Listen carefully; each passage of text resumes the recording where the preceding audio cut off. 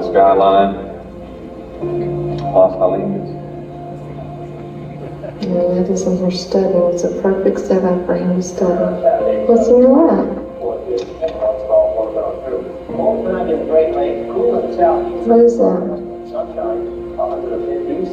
Sermon.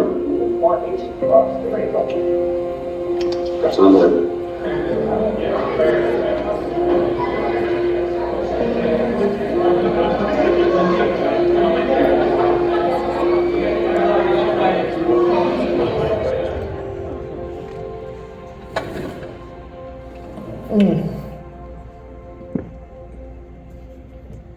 Woo! I'm out. Really where to begin with that. I would say that obviously it was the most memorable and cataclysmic time of our lives. You were getting ready to stand up and preach the first message. Mm-hmm. And from that point on, it was just, God just grew the church. We see that through our imperfections and through fallen, infallible people, God has, built His church. Jesus said, "The gates of hell will not prevail against the church." God called us here to build Fellowship Church. It's not us, it's God. God has done the building. He's just allowed us to be a part. I feel like we've been in the back of an F-47, just hanging on. To really understand and appreciate what He built, and is still building, you have to go way, way back to when the foundation was being laid.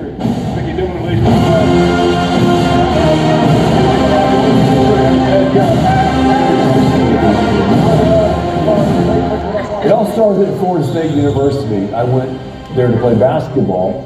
Lisa was my girlfriend in high school, and she also attended. My teammates were far away from God, to say the least, and one night I remember kneeling down in my dorm room and praying a simple, high-risk prayer to the Lord. I said, "God, use me to lead one person to Christ." And the very next day, I'm walking to class with this guy, and he looks at me and he goes, "Ed, something is different about your life. I want what you have." I couldn't believe it. And later that day, I had the opportunity to lead him to Christ. And that following Sunday, I took him with me to church. And for the first time, I really saw church through someone else's eyes. It changed my life forever. I thought, what if there was a church where my teammates could understand everything that was going on? I didn't realize it, but at the time, God was drawing the plans for a church just like that. He was laying the foundation for the vision and purpose of Fellowship Church. I felt God impress upon my heart to go into the ministry. So I gave up my scholarship, moved to Houston, and started working at my father's church, Second Baptist. And at the time, it was the largest church in America. Lisa and I got married, and I began speaking and earned my Master's of Divinity. And then in 1990, God brought us to Irving, Texas. We loaded one car, one kid, one dog, and drove up to Dallas to help start Fellowship Church with 30 families. In the beginning, we were in the 700 building, is what we called it. It's called the MacArthur Commons. People started showing up, person after person. One of the things early on that I recognized in Ed was that he had a real heart for winning the lost. And I had prayed to the Lord for years. I want to see people come to know Christ. And that was one of the things that I saw in him. When he came, oh boy, he started changing things. The first time I walked in, you see the creativity, there's so much great energy. It was obvious that this church was all about reaching people with the gospel of Jesus Christ. We were going to church, but there was something pretty big that was missing. I put my law practice, my profession way ahead of church. Denny would get up and go to the office. I would get up, get the girls ready for church, and sometimes they'd ask, how come Daddy's not going with us? I knew that it was a formula for disaster. So we hear about Fellowship Church. The minute we got here, we walked in, you could feel the buzz, the excitement. When we got really plugged into the body of Christ, it changed work, it changed home life, it changed the family, it changed our friends, it changed everything. Every week was exciting. Story after story of people's lives being changed.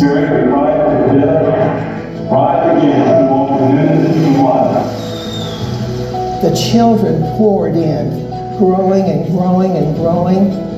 With the children came the parents, and Lisa really emphasized to us the need for hospitality. That was a key component to our church growth. And we did it on a shoestring, and we did it by volunteers.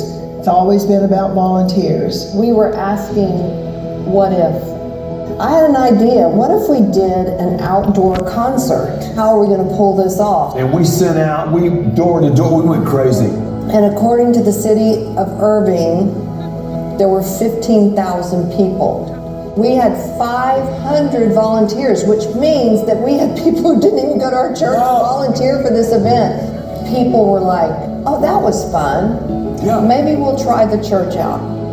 We grew so much that we had to knock out a wall, and then, as if God just worked a miracle, the city of Irving opened the Irving Fine Arts Center, and we were able to rent it. I remember the people as they came in streams, and I stood there and cried for how faithful God was to bring in wanting to bring people to know the Lord. Our church has been going for a couple of years. Good Morning America did this huge special on our church. One minister has his own unique answer to the question of how to bring people back to the fold. We think the church should be fun, too exciting, and people come to where there's life. There was a gentleman from Harvard. He was doing all this research, and he was ranking churches. He gave us 5 out of 5 stars. Bam! Morning, Joe. Good morning. Well, let's get right to your review. How did you rate that service that you saw? Oh, it's 5 stars. I would 5 crosses, maybe I should say. I thought this was a fantastic service. God just grew the church. We became totally backed out. Where do you go from there? Well, just almost right across the street was MacArthur High School. I think at the time, the way God grew the church, we were the largest church in America without a permanent building. We knew it was about time to build. We had this sense that it was time, but there was one problem. We had no money, no credit, nothing. So what we did have, though, was faith and God's faithfulness.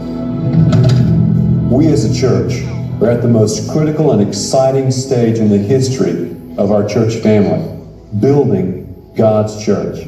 In 1996, God opened the door for us to get this incredible tract of land in Grapevine, Texas, 159.2 acres. We needed people to step up and give like never before. And through prayer, faith, and the supernatural hand of God, we came together as a church and gave to build a home where lives will be changed for decades to come. Well, this is it.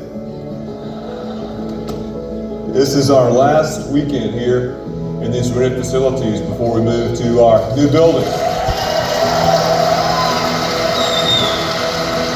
When we came to Grapevine, to our new location for the first time, we drove from MacArthur High School. There was a massive number of cars. When I saw the first car, I couldn't see the end of the line. Welcome. I want you to look around just for a second, because what you're seeing is a God thing. It's staggering for me to be up here and just to realize 8 years ago, we were meeting in a little office complex with several hundred people. And to see what God has done is truly, truly awesome. We opened the doors to our new Grapevine location, and people started pouring in. Multiple services, overflow. People were coming from all over the place. We even did Christmas Eve at the American Airlines Center, packed it out. 2 monumental services. We needed more and more space, and then we decided to go where more and more people were living. What's up, downtown Dallas? What's up, Fort Worth? We're starting 2 prison campuses. Welcome to Fellowship Frisco, everyone.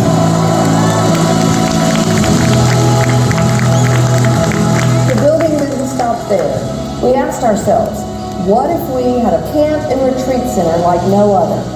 That dream became Owasso Ranch. This is what faith that builds looks like. We want to reach people,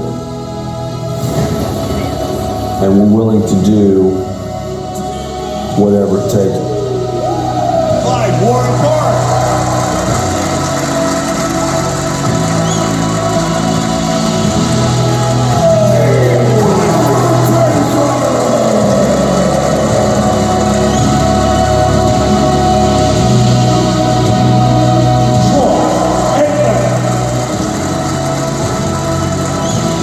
There's so many things that we get to be a part of that help people rebuild their lives. If not for Fellowship Church, we don't have the life we have today. I don't know 16 years sobriety, and we're not celebrating 25 years of marriage with 3 amazing children who all love Jesus. We're here at our Hope for Our City event, where so many volunteers are coming together to be the hands and feet of Jesus to our community. We want to meet people right where they're at, whatever age or stage of life that they're in, and introduce them to the master builder, Jesus. Growing up in FC Kids, it truly didn't change my life. I gave my life to Christ in FC Kids and then got baptized to our Kid Faith program. My life would not be the same. I would not be where I'm at if it was not for Fellowship Church. I got invited to the mix at Fellowship.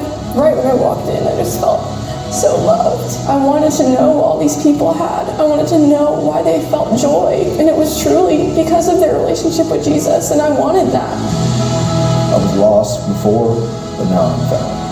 I've accepted Jesus in my life, and I want everybody to have what I have now. No matter what storm you find yourself in today, just know there's hope for you. I found it here through the women that walked alongside me during a tough time in our life, and you can too. When I think back on Fellowship Church, I think about how Jesus has touched the lives of so many people and families who've experienced pain. I know that's true of my family, of the families of so many people I sit next to every single week. Even Pastor Ed and Lisa's family, as they experience the unimaginable passing of their daughter, Lee Beth.